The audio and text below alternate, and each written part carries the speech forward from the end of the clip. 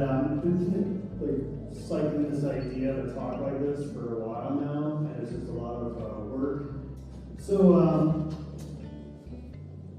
discovery, it's a simple thing to define, except for it's not. You ask 1,000 people what a discovery is, and you get 1,000 different answers that are entirely dependent on their background and experience, right?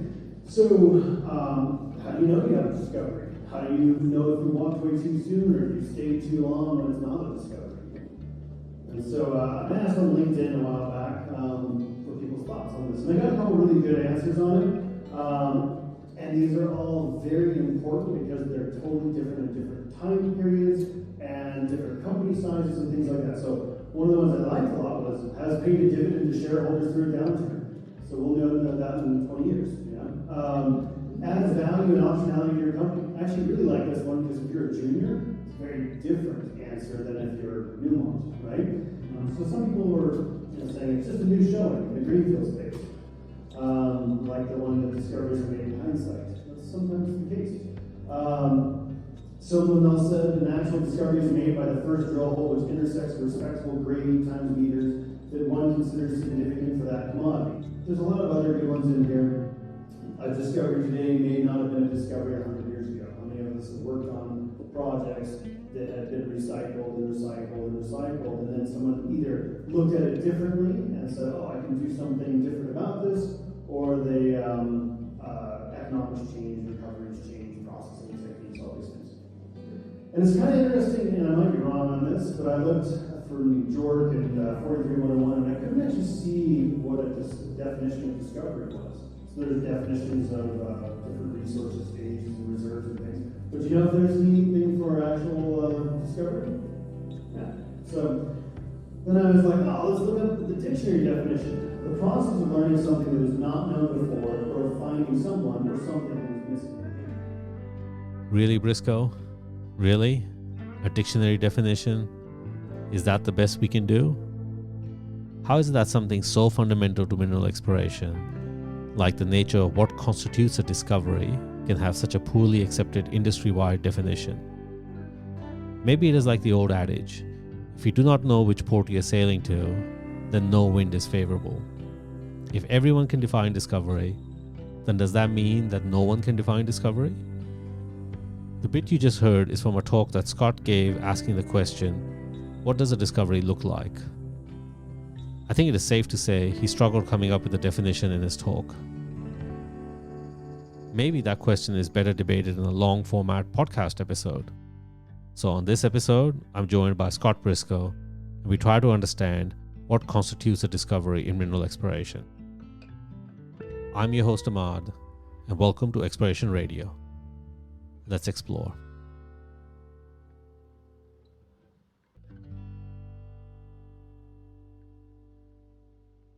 So Scott, welcome to Exploration Radio. Yeah, thanks for having me on the show. I'm a big fan, so kind of feel I'm not sure if I'll stack up to the other guests you've had. No, I think that there's a little bit of a shout out moment here in the fact that, like when we started, I think you were probably one of the first people to contact me going like, this is great. This is the type of stuff I guess you want to listen to when you're driving around, wherever you're driving around. So thanks a lot for being such a fan for such a long time. To be honest, we should have probably gotten you on the show a lot earlier, but I don't know why it's taken us this long to get a hold of you. We've had a good number of guests to go through. That's right. I definitely feel it's been nice.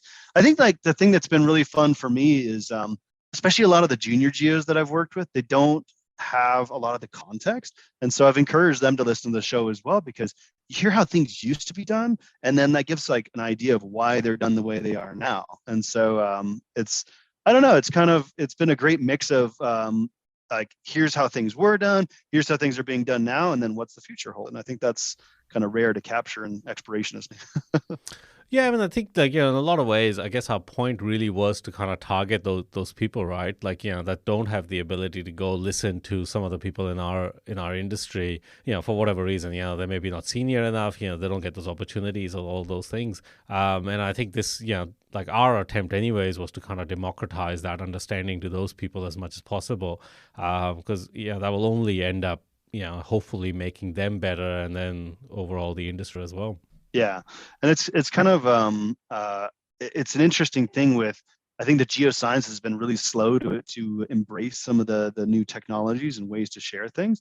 And I just to give another shout out, I've been really happy with Nick. If you've ever read his stuff on LinkedIn, he's been sharing a bunch of videos and putting all this stuff out there that it's like basic field craft that people haven't learned because they haven't worked with someone like that. And it's really cool to take advantage of the things like YouTube and all that, right? I always joke around like you don't have to know how to rebuild a car, you just have to have a YouTube account, and then you'll be able to figure it out, right?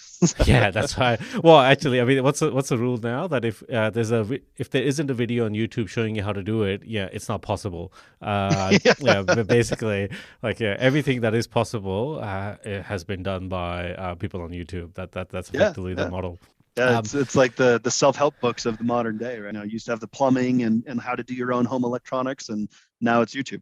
So Scott, the reason why we got you on is you just recently did a talk on like what does discovery look like, and I guess that's really the topic we kind of wanted to dig in today, because as hopefully our listeners will kind of realize by the end of this conversation, is that it's not an easy question to answer. So, but before we get into that, do you want to give like a quick 30-second minute introduction into you, like who you are and how you got to where you are right now?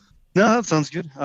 So years back, I had no idea. I actually never wanted to go to college. So I hadn't planned to go to college. So I didn't have very good grades. And so when I decided that I didn't want to work in an auto parts store for the rest of my life, I went and decided to go to junior college. And I had a professor there, a geology professor there, because I just took all these classes I was interested in, and former explorationist. So his name is George Wielden, and one of the best professors I ever had, including through like going to one of the better universities in the United States.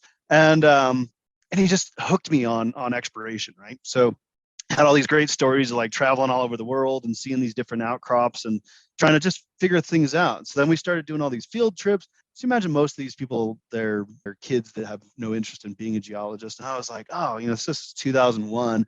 So I asked him, I was like, oh, how do I become an exploration geologist? And he's like, well, unless you can change the price of gold, you're not.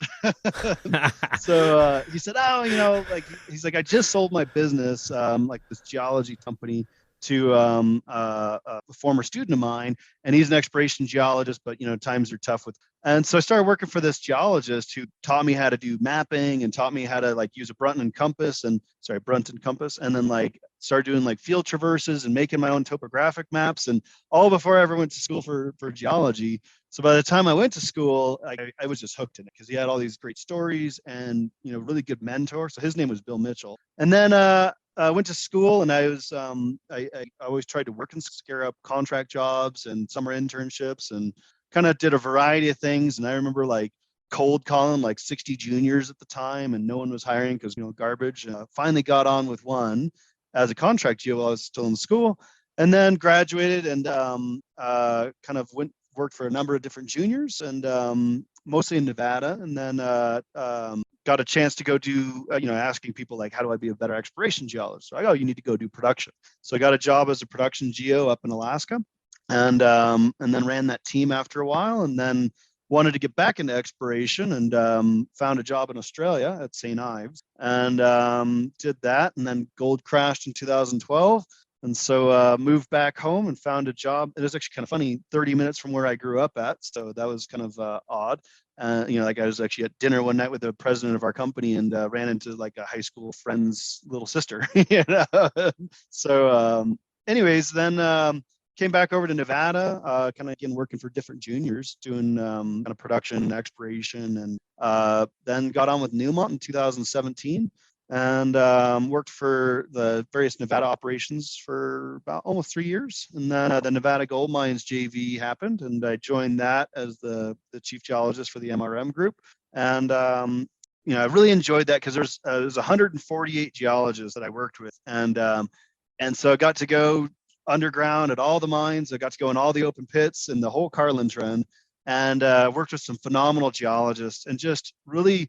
There was so much to be learned there from all these different people, and just seeing the rock and getting context, and then looking at, again, kind of what leads to this conversation is just like how odd discoveries look at first and how easy they are to define in hindsight. But at the time, like things were not clear. And then about May 2020, I came back to Newmont and worked as a geomodeler, modeling, and then got this job as the regional chief geologist for North America about almost 2 years ago. And so now I travel around to the Canadian operations, and then we have one mine in the East as well. And so probably about 120 geos that I work with now, and it's been really fun just meeting different people and working on kind of mentorship as one part of it. So like trying to upskill various people in all the things from geophysical interpretation through geochemistry, lithogeochem, and ultimately like exploration targeting, and trying to improve our discoveries.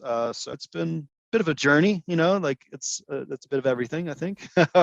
So working from micro cap companies to big ones. Yeah, I mean, I think, like I guess I kind of met you through this podcast, and like one of the things in the conversations I've had with you is that like you bring a bucket load of experience from all these different kind of entities, and this is just like I guess a personal opinion. Like I think one of the reasons why, like you are like I think perfectly suited for this mentorship role is because you've seen all of those different kind of aspects of operations and things like that, and I think it is always good, and all credit to an organization like Newmont for having someone like yourself, because I think your ability to kind of step in all of these different shoes is what I think like a lot of people are wanting for mentorship. Like they can kind of see a path. Admittedly there's been a few gold crashes that have kind of thrown a few career tangents your way, but like I think the like all that kind of a variety of experiences is like I think perfectly suited for the role you're kind of doing right now. Yeah, like so big shout out to my boss. So Jamie Pendergast is my boss, and I think he recognized that and saw that like it would be a big value add.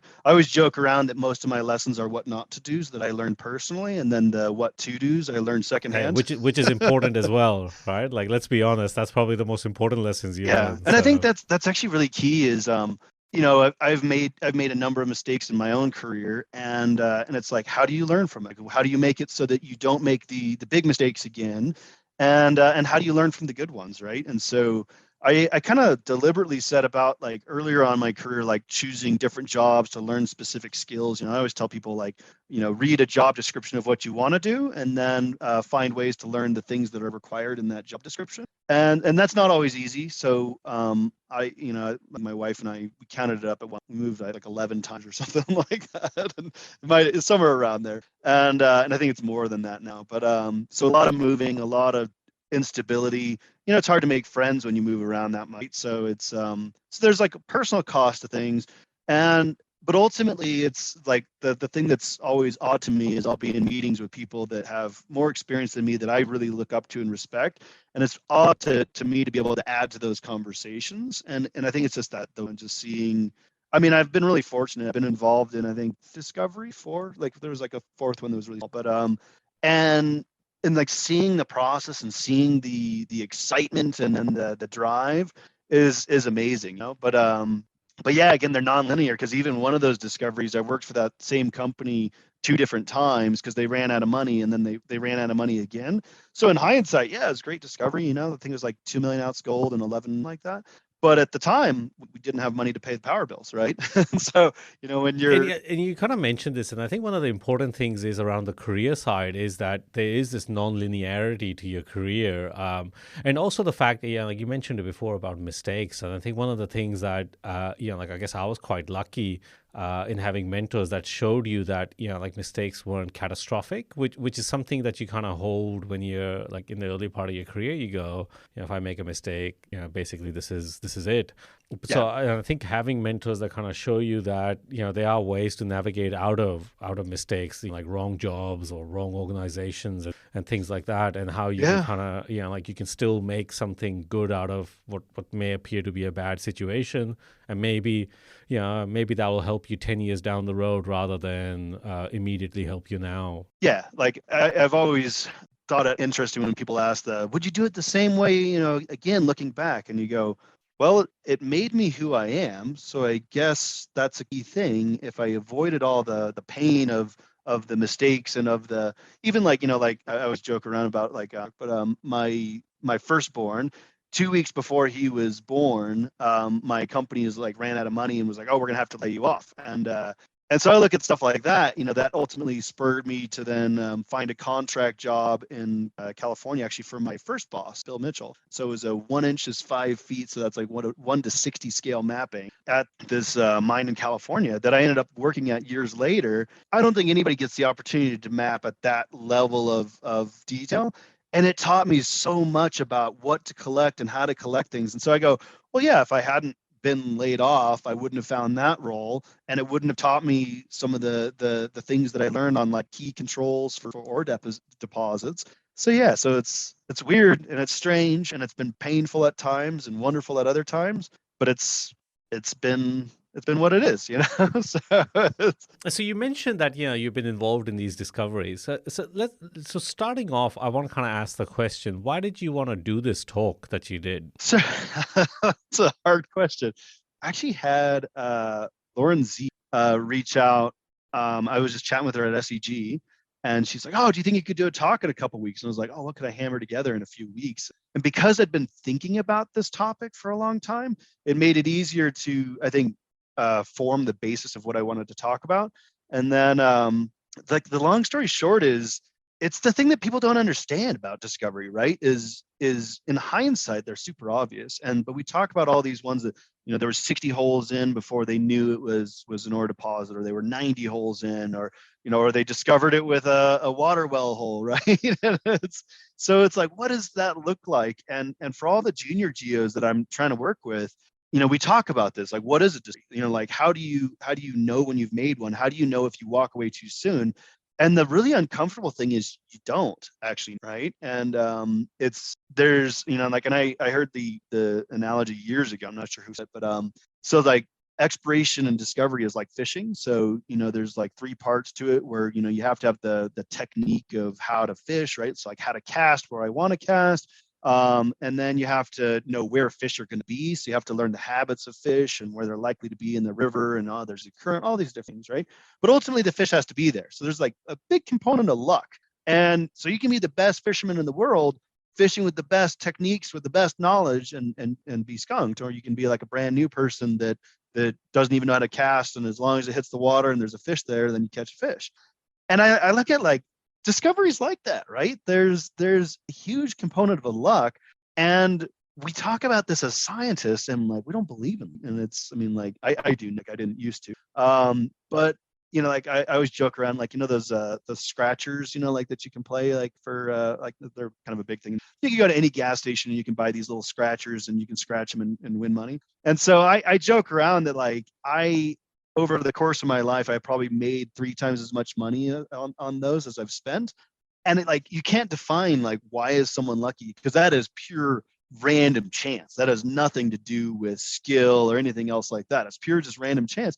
And like, I was standing at this line to go cash in a scratcher, and the line was really long and it was taking forever. And I was like, well, I'll just go use the machine and I'll buy another one using this one. And so I bought another scratcher and it won. And then I bought another scratcher with it and it won. And I just kind of went through like 4 or 5 times. And then I was like, oh, I'll just go cash it out. And the guy in line behind me is like, did you just win like 4 times in a row? I was like, well, yeah. And he's like, I play this all the time, and it's like, I don't know how to define that, right? And I wish I had that kind of luck in discovery, right? But I think some people, and I think what it goes like to outside of scratchers, because that's random in exploration, is people use their intuition, right? And it's, I think Roy Woodall had a quote on that, where it's essentially the one who can make intuitive leaps looking at the same data is what leads to discoveries, right? So I go back to, like, yeah, you have to have gold there on your project. Like, if there's not an ore deposit there, use the best techniques in the world and you won't find anything, right? Where, like, I know Newmont has this personality thing that they build whenever, like, new, like psychometric testing or whatever it's called. Yep. Yeah. And it's like, and I forgot all the different ones, but their colors is what we use. So it's like yellow, red, green, and blue. And like, essentially yellows are people that are like boisterous and kind of like myself is yellow. And then red are like the people with authority, and they know how to, like, drive teams forward. And then, like, the blues are the data centric people that they really need all of the data before them to make sense of things. And then the greens are the people centric, like, where it's like they care about, like, they have lots of compassion, and it's like, how do you work as a team? And so everybody has a mix of these things. And I think it's really easy to lump people into boxes that are maybe not fair on that. But you need a team of a mix to have that success, right? Because like I'm not super detail oriented, so I really struggle on the blue side of the world. So I need people with that blue side to be really good at like the QA/QC and the checking of data and the looking through every little detail of a program. But yeah, and so we go through all this stuff, and it's it's really disheartening for I think the blues to be like, what? There's intuition involved in exploration, and it's like, yeah, but there's more than that, right? Because it kind of goes back to one of your guests, or maybe it was you that said, discovery, if it was like a movie, what frame is the discovery made in? Because that's how we portray it, right? Is, oh, there's a moment we discovered an order. And it's like, well, no, it was just the hard work of all these different people with all these different ways of looking at the world. And I think it was Sir Harold Raggett that said, and I probably shouldn't, but said, the discoverer is the one seeing what everyone else has seen that thinks something that no one else has. And I think these are the things that like they're so difficult to define. And I just was like, well, maybe the easiest way to walk through this is to show people how different, right? So, when we look at, a successful mind that's now a mind, ultimately I think it was Mickey Fulp that said, there's of 1,000 prospects, 100 will get drilled. Of 100 that get drilled, 10 will become mines. 5 will operate at a loss. 4 will break even, and 1 will turn a profit. And that's a really uncomfortable thing to hear when you're in this, right? And you're looking to turn over targets, and you're looking to find ultimately mine. So I kind of started my talk with a mine that has turned a profit and done really well itself, because then it's like not a maybe deposit. It's like, oh yeah, if gold goes up a little bit, we'll make money, but right now it's really hard. Credit to you for your talk, because you picked an example where in hindsight is obvious, right? Everyone will go, this is a world-class ore body, it's turned. From an economic point of view, it's world-class. From a geological point of view, it's world-class. No denying that at all. And I think the way you kind of step through it shows that ambiguity or maybe that fuzzy logic of how we identify a discovery, with the benefit of foresight rather than hindsight. And and your comment, we brought this up, I think, a couple of times around the concept of discovery is like a movie. And the reason why I guess I kind of challenge people on this view of like discovery is because my reason for saying it is because I think all of the frames in the movie have a relationship with each other. And I think it's the same in discovery, right? That at the end of the process of discovery, we can look back and say it's a really great movie. But if I showed you individual scenes out of that movie, could you say that that's an individually great frame or scene? And does that make it a great movie? Well, no, Yeah. It's because the relationship between them is what makes it a great movie. And it's kind of like when people talk about a movie they've seen, and if they talk to someone else that's seen the movie that has the context, right? It's kind of like the memes, you can throw a meme up there, and everybody that's seen that gets the meme and they laugh. And the people that haven't seen, what's this? And you're like, that's the iconic scene from Pulp Fiction, for example. And it's like, and everybody has no idea what the context is. And so, yeah, I think that's the thing. Like I look at that deposit that I talked about. A number of companies have drilled that, right? And they'd had different ideas for it. They drilled like north of it. People had looked at it. And then someone came up with the idea to do an Air Corps program over what became the discovery. And they had like, I think, a gram or something like that. And it's do you discard that? Because the guy who made the discovery looked at that 1 gram intercept and went, well, if this and this and this is going on, maybe we misunderstood it in years. And then you look at like WMC was great for always writing up on projects they tested and drilled. So anytime you did a work program, you had to document. And then St. Ives, I worked there with Goldfields, and they were great at carrying on all those WMC learnings. So you want to talk about like effective change. The company changed, I think, 8 years before I got there, and they were still doing the things that made like St. Ives a success. And so you're able to go back to these reports and be like, oh no, they drilled this because they thought this. And so the guy who discovered it, and I do credit with him discovering it because he's the guy that did the drill program. But the person that planned the Air Corps program had an idea that was very similar, laid out what he thought was going on. So do we discard that person's ideas? Do we discard the work that was done nearby there, where it just that's all the context that made the movie great, right? And so it's really easy and don't get me wrong, it's not easy. I think the guy who discovered this is Nick Van Claveren, and he like never gets the credit he should, because he's just a super humble, quiet guy that is like, he's brilliant, right? And he looked at it and went way high. And so instead of building the nice like collapsed saprolite profile with a nice gold anomaly, what if it was actually all weathered off? And that's what's going on, which I think ended up being the case, right? And so he was off to the races, and but then there's even stuff like, oh, okay, well, these rocks are shales and these rocks are mudstones. And I didn't talk about this in the talk, kind of short, but there's a lot of discussion on like, well, what's going to be a good host rock? What's going to be where we find our ore?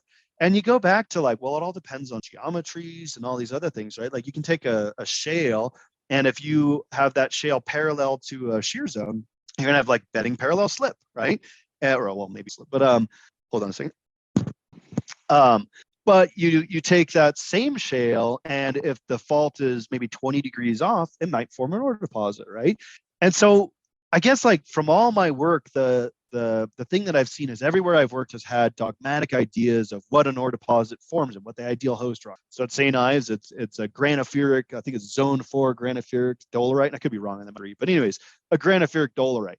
This is mudstones and shales and sediments, right? And but what I found is it just has to be better than its neighbor, right? So whether that's in the Carlin trend, where you have the ideal prospective host rock in Carlin is so you get complex, but you get these like silty limestone, you get like porosity and permeability, and you can enable the ore fluid. Well, in one mine, it's some of the worst rock possible, but it's next to an even worse rock than that. So when you bring ore fluid through, this terrible host rock is better than its neighbor, and so it hosts an ore deposit. And this is a point that I think is worthwhile making, is that there's an evolution of kind of understanding here as well that goes in part with the discovery process as well. That the person at the start, might have one conception of what they're kind of looking for, and during that process, that concept can change to something completely different by the end, and then and then I guess like the question you want to I think like philosophically you kind of want to ask yourself is, well, is the end product more important than the start, or is the start more important than the end product? And how do you get from one to the other? And we see we hear about this all the time, that things were explored using a certain model, and then by the end that model didn't look anything like the model that they started off with, and then so maybe it was a change in the model that led to the discovery, not necessarily the starting model or the end model. And then so how does all of those things kind of play together in an active program as well? I think that's the thing that's so difficult to capture, right? Is it's evolution, right? So we always come up with, and I always tell people, I should never drill a geophysical, and a geophysical anomaly is reflecting a geological change. So you need to try and hypothesize what that geological change is. Are you seeing a gravity anomaly because you created an alteration that's made it more dense? Is it a rock change? Is it, what is it, right? And so I think sometimes I go back to when I started in my career versus now. I think one of the big things that's changed is earlier on, people were really required to put down on paper what their idea was, what the target comes, right? So it's like they had to define it. Like, oh, I'm looking for, I don't know, a zone such and such dolerite, and I'm looking for a, like a fault offset that's going to cause, you had to write it down.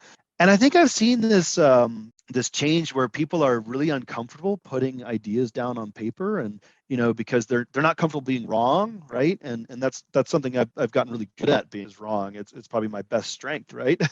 But then iterating is the next step, right? So I can be wrong, and I almost certainly will be whenever you start on a new project, right? Like, considering the failure rate we have in exploration, there is overwhelming evidence to say that you're going to be wrong far more than you ever will be right. And that's essentially the nature of what we are doing. Yeah. A guy gave a talk at SEG, he's a production geologist, and I think it was him that said this, where he's like, we're doing a big disservice to a lot of geologists out there by forcing them to go into exploration and always, singing the praises of exploration, the high tide of geology, right? Like if you're a production geologist, you don't think about rocks, which is totally underselling. You can certainly do that. You can certainly be a production geologist that doesn't think about rocks, when I was a production geologist, that wasn't how I was. I was always like, oh, what's going on here? And what do I need to do there? And then you get to test ideas every single day, right? So you line out around and you say, oh, we're going to turn right because there's a fold that's moving the ore this way. Oh, I was wrong. It turns out it went straight or whatever.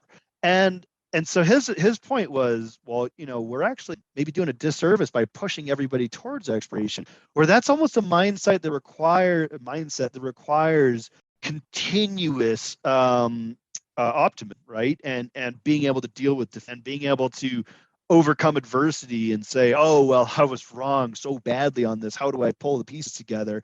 And you look at production geology, that's not the case, right? You're testing ideas on a shorter time frame. You can actually, like see a mine evolve before your very eyes. And I'm not trying to sell exploration short because obviously I love it. The feedback loop on the production side is incredible, right? Like, you can have an idea in the morning and by the end of the day, you know how right you were. Like quantifiable, like quantifiably how right or wrong you were. Based on where the ore drive went or what was pulled out, and reconciliation tells you, at the end of the week how right you were that week. So maybe, that is actually maybe a great area for people to learn iteration because, maybe from the point of view of payoff, it's small payoff because, you're kind of incrementally gaining things, but then also your iteration teaches you how incrementally you can add and get to that. And that is one of the challenges in exploration is to, you stand on the shore of this ocean and, you got to get to the other side, but you got no idea how big the ocean is or how tough it's going to be or what it's going to take. And I think that's a really, I don't know, key thing, right? Is there's a total change of scale that requires a change of mind, right? So it's like the things that you use on like a production geology scale don't work. They don't scale up, right? So like the some of the basics, like how to do iteration and how to do, where you're actually putting your ideas down on paper. And I always go back to like, it is a science. So there should be a hypothesis, right? And we should be able to test this hypothesis. Maybe it'll be 10 years from now. But people like really struggle to change that scale, right? Like, so it's like here I could map features and I could say, oh, okay, the fault has a little different like this. But then you get out to the big scale and you're like, oh, well, this is all covered by and there's no outcrop and there's no ability to map. And I still have to come up with some idea of how the geology is oriented and what's going on. And so it's like you have to like learn new skills and it's like a new way of thinking. And I think it's a huge challenge. And so, maybe we're not doing a great job of pushing everybody to go into exploration when they should be like, it's kind of like the graduate programs. Like I think Australia was much bigger on this and we're trying to change it, but where you bring a person in and they do a role for 6 months and then they change to a different group and they do that for 6 months and you find out what you like and what you don't like, and it's and you learn things that apply to all the different roles you do, right? And I just go back to this idea of like, if I'm going to be wrong 999 times on my exploration concepts, I have to have a pretty deep well of optimism, right? Yeah, that's right. And it's like, an optimism is not a scientific characteristic, right? No. But then you think about, and I once heard the scientific method is actually, there's two scientists, and I wish I could quote it better, and I'll fail to do it. But it was like, so one is the way we learned, right? So create a hypothesis, collect data, create a hypothesis like that. Yeah, which is the Popperian view of science, right? Like, like we got to create a hypothesis, test it, and then iterate, etc. Yeah, and then there's almost like another one when it comes to like new discoveries where it's just like some of these things are so far beyond our ability to hypothesize, and it's like you almost have to jump to conclusions that are really hard to back up, right? Where it's like, okay, I saw these in geophysics, and it goes back to that intuitive. And now I think this is going on, and this is my target. Well, now I have to backdate my science to make that make sense. So I have to now say, okay, how do I describe this intuitively, scientifically? And that's really different, right? Where it's like, oh, okay, I had I hate to say this because I think like Michael Doggett has this great quote on like, that gut feeling you have is the burrito you ate for breakfast. But that's right. But I think, but this is an important point in that what you're kind of saying is that people that do work in geology, and let's frame it in the sense that we are scientists, are taught this this established view of science that you have to come up with a hypothesis and you kind of build your knowledge that way. But we have to accept that there's a limitation, and you did a great job in kind of explaining it, in that, the limitation is that you live in the realm where you are looking for incremental development of your knowledge. There is no leap forward into a kind of a knowledge that you just don't even know exists, which I think, so that second view that you're describing, I think that's kind of the creative realm, or one of the easiest ways is the science fiction realm, right? I think that's the view that sits in.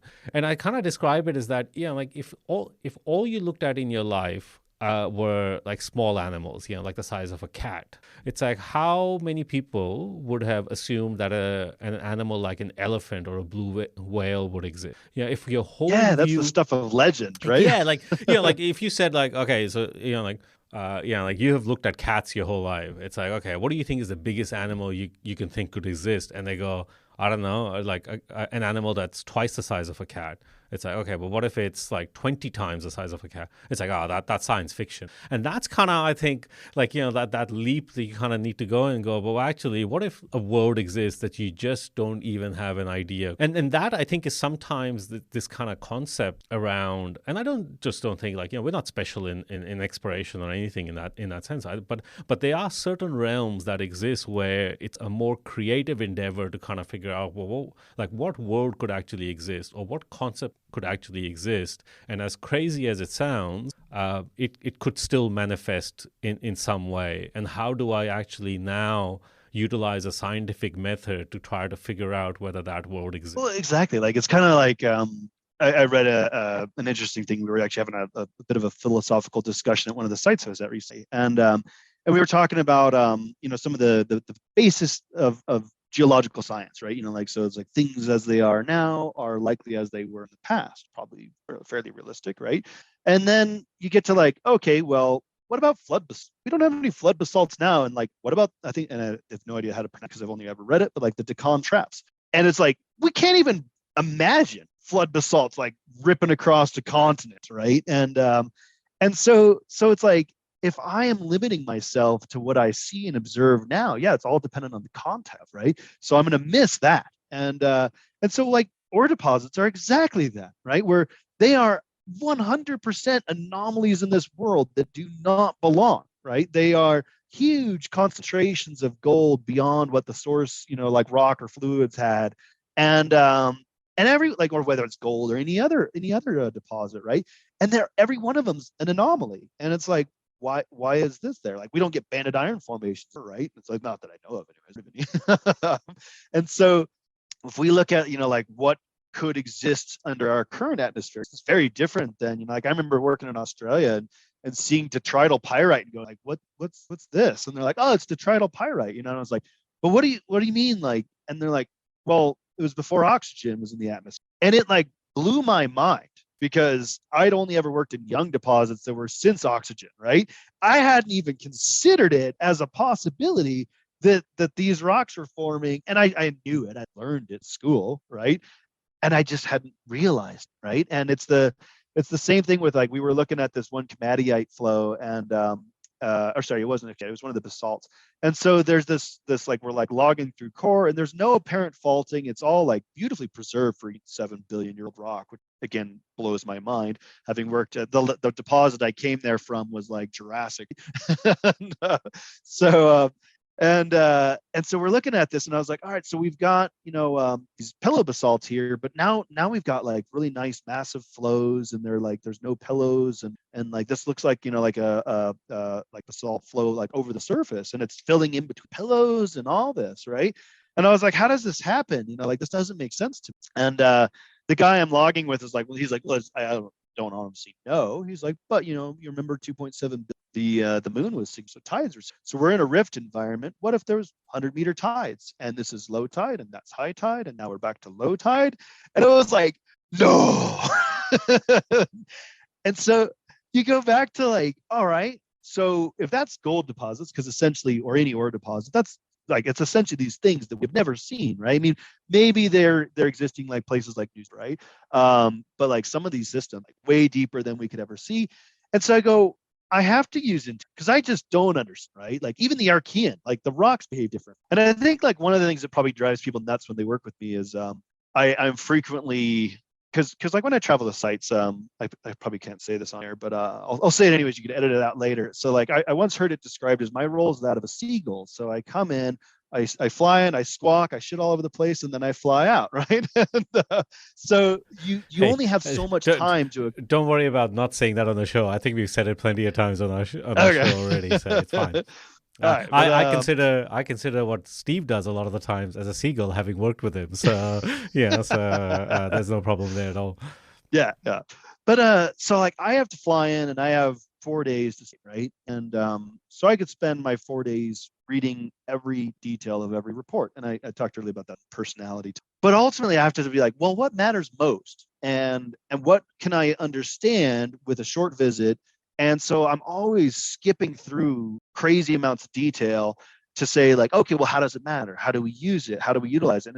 And it's like there's a real fine line there where if you say that too much, then people go, oh, well, they don't want us to tell. And that's not what I want. I want them to collect the detail, but I want them to digest it, right? So it's like, tell me what mattered from that report that you read, like from that 500-page thesis. What was the takeaway? Like, how do we use it at our site? Because like not everybody has time to read a 500-page thesis, right? And so I think I probably drive people insane by always asking that. But it's not to say, oh yeah, don't do this. It's to say, how do we use it, right? And so I go back to that conversation on the oxygen and the atmosphere and all of that. It's like, oh, well, what impact does that have on ore deposit? What impact does that have on rock fall? And it's like, how do we use this incredibly now esoteric data where it's like I can't imagine a life, right? And yet it existed. And yeah, so it's really challenging, and I think that's what makes geology fun, right? Is and it goes back to that Harold Raggett quote: is we're trying to see, like we're seeing the same thing as everybody else is, but we're trying to think something that no one else has thought before. So when I go into areas and talking at one of our sites, and it's like, oh, okay, so how are all the discoveries made here? Classic lines that I always ask people is I always want people to understand, like, well, what were the discoveries? What were they based on? Geophysical discoveries, again, I'm talking about like that should reflect rock. Were they geochemical anomalies? What were they? And then like one of them is like, oh, like almost all outcrop, which is incredibly common in so many parts of the world except for Australia. But where it's like, oh, we had a prospector stumble across an outcrop, and like literally, like people have like stepped on an outcrop and then their foot scrubbed moss off of it, and then they went, oh, there's a gold bearing vein right there. What are the odds, right? And so then it's like, okay, so if all these deposits are discovered by outcrop, where are we going to find deposits that weren't discovered? Because you could have like, I guess, two train of thoughts. Like, maybe some of the deposits are blind and they surface. And so maybe we're looking for alteration halos, where even if you're looking at, okay, I'll take the geochemistry around my known deposit and I say, okay, this is what the halo looks like. That's at a certain depth. The halo is going to look different above the deposit. So we actually don't know what the halo will look like above one of our deposits because it's outcrop. So all that stuff's eroded off, and like the pressure temperature changes are all different, right? And so I go, so like short of finding a blind discovery based on something that we don't know on data that we can't collect, how else can we be successful in this area? You go, well, maybe look undercover, like look under the areas that have lacustrine sediments, or they have glacial till. Look in the areas that the people walking on the ground discovered an outcrop. And maybe, and I think, and I won't name the company, but I just saw a company in the Yukon basically did exactly that. There's almost outcropping ore, and they basically came up with like using till sampling to backtrack. It's like, if that till train hadn't existed, like how would you have found that deposit, right? And I think this is like really critical stuff, because if we're trying to find ore deposits, we don't have 10 years to do a PhD and postdoc, all this research, right? We have, realistically, it's always a short time, 1 to 2 years, 3 years, 5 years. And, like how good's your board of directors? How good's your CEO? Do they have faith in what you're doing? Do they have, do they have constraints themselves? Where like, oh, we have to make a decision on this property in a year because we have an option to expire or whatever. So you always have to collect data quickly and make new interpretations of the data you have. And so I'm always trying to drive people to like, well, what do our discoveries look like? And that's essentially the really long answer to your question earlier, is why I did this talk. Yeah. But I think like I guess this is I laughed at your answer about why does discovery matter? What do discoveries look like?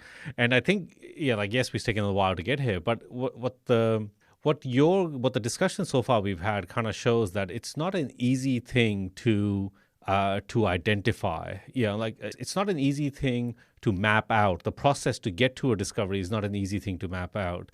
And I think by extension, like a discovery is not easy to define then either, because there are so many different methods of getting there. So how do you then if you can't identify the method and you don't exactly know the end product of that method, then the end product is hard to define as well, because you can't define the process. And in your presentation had this great slide at the start, which was I think like crowdsourced kind of definition of what discovery is.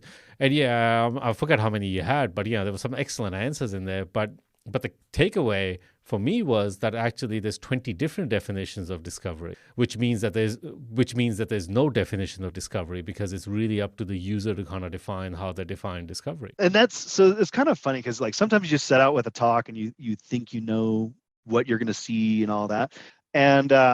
And so I years back, I did a talk and I asked on LinkedIn, because I really like it, because people are pretty open about shit. And so I was like, I should ask this question on LinkedIn. And then I asked people, if it's okay to I put it in the question. And I wanted to credit people, but I also wanted to leave it anonymous, because I've heard most of those answers, or not all of them, because there's some that were like totally not mind blowing, I'd never heard. But I'd heard a lot of those answers from other people. So it's kind of like that's a cross section of geology, right? And that's people with tons of experience and really good explorers, like people that I like really look up to had answers in there. And I loved that it was like none of them were the same. I don't think I had any two answers. And even like I had like 47 comments. So I only put like a small amount in there. But even the comments on the comments were like, no, that's not true. And this, and it's like, I think that's the best part, right? Is what is a discovery? We can't even answer it, I know. And I think that to me, that's the takeaway, is that, like, for example, if you ask someone a definition and, you ask 10 people and you get 10 different definitions, but, in summary, that means there's no definition, because there isn't something that people can kind of coalesce to or condense to. Like I'm looking at your presentation and say, what does discovery look like? So has paid a dividend to shareholders through a downturn, adds value and optionality to your company. A discovery is something recognized, realized, or found for the first time. A new showing demonstrating grade counts for the greenfield space. I mean, some of these answers are not even like at all similar to each other. One's an economic answer, one's a geological answer, one's I guess an opportunity answer that you found something that other people haven't. And even down to, I guess someone wrote, discoveries are often made with hindsight, never with foresight. And so it's like, okay, well clearly we have no definition of discovery. Is that what we kind of coalesce to? So this is kind of the thing, like where, and I guess I have my own definition, but it's one that I won't even repeat on air, because maybe I will, but it's not even applicable everywhere, right? It's like essentially, for me, it's like, and I think someone else, but it's like when you get potentially significant intercepts of an expected grade and thickness that you're looking for in that deposit style, in that deposit setting, right? So if I'm looking for, like, for example, in Kalgoorlie, if I'm looking for an ore deposit, 1 gram at 10 meters, probably not what I'm looking for, right? But if I get like, if I go over to Carlin, I'm going to have a very different expectation of what discovery is going to look like, right? And if I go to an epithermal silver deposit, it's going to be very different. And so I think, like, to me, and I was debating on saying my ideas that should die is model-based exploration, and I mean not like geological model, but like control model-based exploration. And yet, that is entirely what my answer is dependent on. And so I was like, well, I probably can't then. Because it's like you have to have a concept of what you're looking for. And that's the hardest thing, right? Because if you're doing greenfields exploration, am I just drilling for 0.5 gram intercepts over 300 meters? Or am I drilling for 20 grams over 3 meters? This point that you made about like deposit style and how it varies, like to me, like That is a great philosophical outcome, is that the process of discovery requires iteration, the methodology that you use to find something. But actually the definition of discovery requires iteration as well, because the 10 meters at 1 gram in one location is not a discovery in another location. So by definition, you actually have to iterate your definition of discovery based on what you find, how you find, where you find. Like a 100-gram meter intersection next to a mine, irrespective of how big, is a great discovery. In the middle of nowhere, no one's looking at it. Yeah, so. Exactly. And that's the hard thing, because you go back to you need experience to say that, right? You need to work in different commodities. You need to work in different deposit styles. And I at one point had tallied up the weird deposit styles that I've worked in, and I haven't met all the ones I want to work in. So there's still plenty out there that I want to see, but I've got a bit of variety. And that's what I've seen and I actually talk about like earlier I said the three economic discoveries I've been involved with, and this is one of my favorite parts is one of them, I was a core logger. I had zero impact on that discovery, and yet I learned so much from it, right? Yeah, but you were in the movie, right? I'm sure you played some part, even if it was small. You were still there. Yeah, it was core logger 3, played by.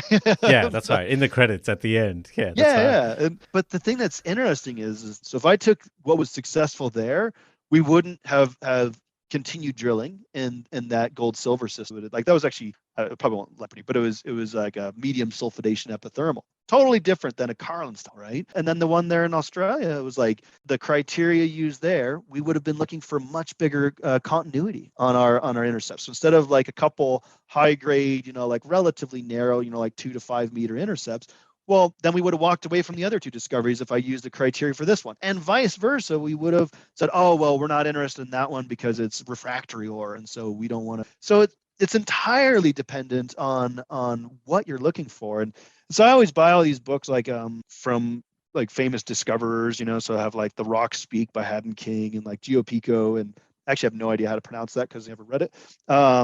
And then, even stuff like The Map That Changed the World, if you've ever read that book, it's about the first geological map. And then The Conquest of Copper Mountain. And I've just got this whole variety on my shelf. And the right reason I buy them is what did they think? And every one of them is different because they were in a different environment, in a different cost environment, or a different geological environment. And I go, okay, so that's about the only thing in common, is that we have to look at them different, right? And so yeah, I guess, I don't know, it's kind of a cop-out answer, but it's, So why this debate matters to some degree is, how many organizations we know that say that their goal is to make a discovery. And so by definition, if we've had this conversation, you go, well, if it's hard to define, then how do we know when a company's made a discovery or what discovery? So to your talk, right, what does discovery look like?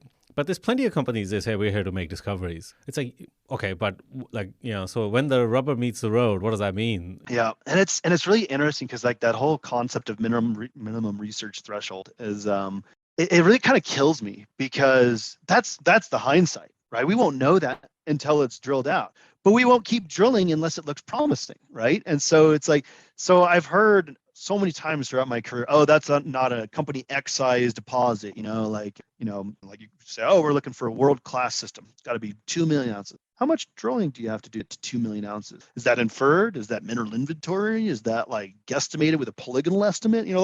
What's your, how do you even get there? And I go, that part's not even well defined, right? And so hold on a second. If we're going through and using minimum thresholds as a success metric, I think we're not going to find any more mines. And I 100% believe that. I think that across the board, one of the big reasons that exploration success has fallen by the wayside is the way we're doing it, and also the way we're communicating it too, right? The way we communicate to boards, CEOs, investors, everybody, right? And even you're looking at an exploration matter. Are we communicating this term? And so I go back to I remember when we were on that deposit, we were doing the initial inferred resource, and it was really interesting because we're trying to put it together, we're trying to estimate it, and it's not making sense. And the geologist who drilled it out for me, her name is Aisha Ahmed. So shout out to her. That's one of the best executions of a project I have ever seen in my career. So I cannot ever speak highly enough of her. Don't let that go to your ego if you ever listen to this. Yeah, that's how we. But Don't worry, we'll yeah, cut that out. That's fine. thank you. Yeah, yeah. This is back in 2011 or no 12, and she did oriented core back then, which wasn't super common. Like we started doing it, like the first project I ever did it, that was in 2007, and it was terrible. Like the instruments weren't very good. Like they had to wait like a minute before you broke core and all these things, right?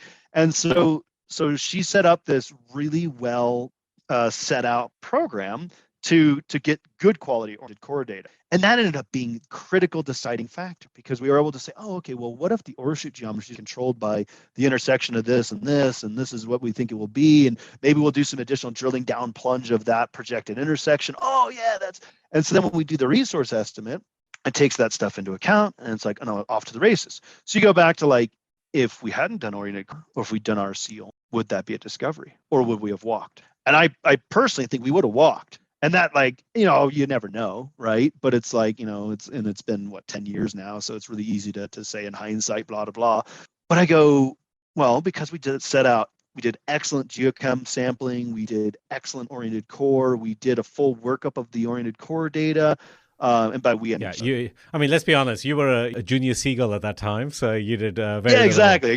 Yeah, I look at like, oh, we're off to the races. But then, like I always joke around about like all the other functions, take our ounces. You come up with an initial number, and then you have to put it through mine engineering, and then they have to say, oh, can it form a pit, or can you do underground? Can we do a stope optimization or not? And that's all like really dependent on a lot of assumptions. Everything else is. So, thankfully we were like, again, collecting great geotech data so they could make some of those assumptions. And so then it's like, the initial ounce numbers like cut in half of what we thought we would get. And then it's like, ooh, that doesn't meet the minimum ounce threshold. And it's like, oh, is that going to get another phase of drilling or not?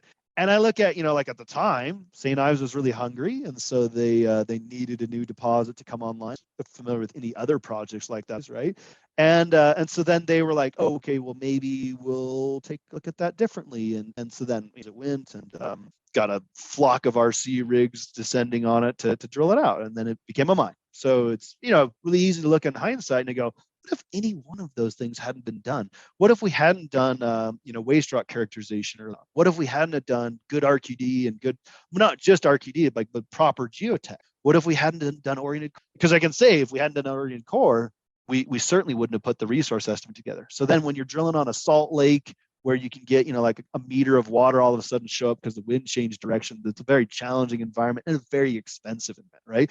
Then that rig's needed elsewhere. So we have other projects. So you go back to that, like that Craystar program. Is this the big deposit where you want to put all your effort, or is this a flash in the pan that's distracting you from drilling out the big deposit, right? And I think these are all, like from a corporate point of view, these are all decisions that matter, because at the end of the day, you are the purveyor of this information back up the chain to corporate. And what they want to know is, like, do you think this is a discovery that is going to become a mine for the company?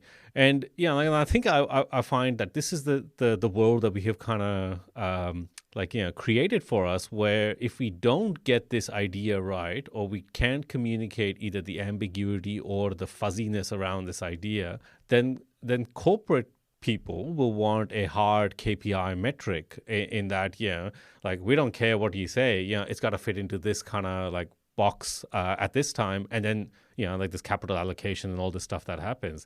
And we can't be sitting there going, like, is this a discovery? Like, ask person number one, no.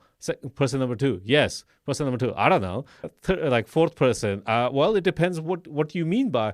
And then the person that's like, take a vote. Yeah, like, and the person that's taking a decision is going like, like what am I dealing with here? Like, like, are these guys incompetent, or are they are they untrained, or like what's the reason why we can't get to this end? When you look at like geologists, I always joke around, like the only way to get a straight answer from a geologist, you know how that is? So you have to cut off one arm so they can't say. But on the other hand, so, and I think that's a really big problem. And I tell all the geos, like, look, you're sales folks, you have to sell your ideas. And we as an industry and as a profession revile that, right? Like people will get a look of disgust on their face when I say that. And I'm like, it's true. And I look at, like, again, going back to the whole movie side of that, the expiration manager there, he sold that to all of the upper management. So they all bought into it. And I go, if he hadn't have been so active in selling that, would we have gotten support that did? Would we have been able to do the next phase of drilling? Or someone makes a decision that we're walking away because, like you can, like you're not very forceful in your kind of view. So people go, well, if this guy doesn't believe in it, I don't definitely believe in it. So like, let's get out of here. And that's actually one of the other critical lessons I learned at that project is I had really wildly different personalities on co-senior geo or man. And we had people like that were like just natural born salesmen, so they could like sell all the I can't think of anything clean to say on the radio. So anyways, they were really good at selling us, and then we had other people that were really good geos, but they really didn't feel comfortable with any sort of confrontation with talking about like, and they like if you'd ask them like, oh, so yes or no, are we going to push this? They would almost certainly say, oh no, because they don't have faith that it's whatever. And so what I really realized is like, we need a moderate, right? Because if I have these individuals pitching their ideas to the expert, and we'll just say Bob here is great at selling ideas and like can sell the worst projects to get funded every single time, and I don't know, Ellie over there says like, oh, well, I'm not sure about this. Well, he's every going to say, I want to do that, because one of those, as we say in Newmont, one of the red personalities, right? Where it's just like the deciders, like I'm here to make the call, right? They're looking for someone else to make the decision for him, right? They're just there to go, I'm with you. Are you in or are you out? Like that's it. Yeah. So then we started saying, okay, well, and actually I think this would be the thing that I try to tell people most is if you're in a team like that, try to come up with an equalizer, right? So maybe one person pitches all the projects, right? And so then you have to convince that person of the merit of it, and then they pitch it. And so then they're your group salesman, because we go back to different skills, like everybody has different abilities and skills. So if the salesperson's pitching things, it's equal across the board, right? Obviously, if they have a project, maybe they believe in it a little bit more than another one, but we're not working on personality level, right? And so you go back to like all these things are involved in that movie. And the last thing I want to be is the guy that ignored someone because they weren't confident on a project, and then like we sell the project and someone else discovers it because I let personality and salesmanship in the way of discovery. So and that's really hard, right? Because it's you're selling ideas. Ideas are not widgets, right? Like I can describe a widget easily by looking at an idea is complex and it's difficult, and I think that's the thing with that, like that discovery. The guy who discovered it, NVK, there, he was like really good at like, well, this is what I think's going on, and this is this and this and this, and so it's like, okay, well, that's a reasonable explanation, and let's look at maybe doing another phase of drilling, right? Like you described the geology well, and there's plenty of other people in our team that did that. Like we had like one, it was like such a great experience, and then to go into the whole downturn after that was real pain. So. Hey Scott, I just realized we're 10 minutes away from finishing our time slot, and we have got nowhere close to the stuff that we want to talk about. So how about we do this again? Are you going to have time, or would you be able to do this again? Yeah, usually if we do the same time frame, that worked fine. But yeah, there is so much more that I think we can kind of get into that, like we haven't even gotten into. Yeah. The challenge will be editing it down to something comprehensive. That's not my problem. That's Phil's problem. Delegation of authority right there. But Scott, we got to set up another time because I think we got to keep going. I really enjoyed talking to you guys. Excellent. Perfect. Catch you, Scott. Thanks to Scott for coming on our show, and Sean for putting it together, and to you all for listening. Exploration Radio is brought to you by the Australian Institute of Geoscientists, 121 Group, and The Assay. Exploration Radio is also an official media partner of the 2023 PDAC conference. Until next time, let's keep exploring.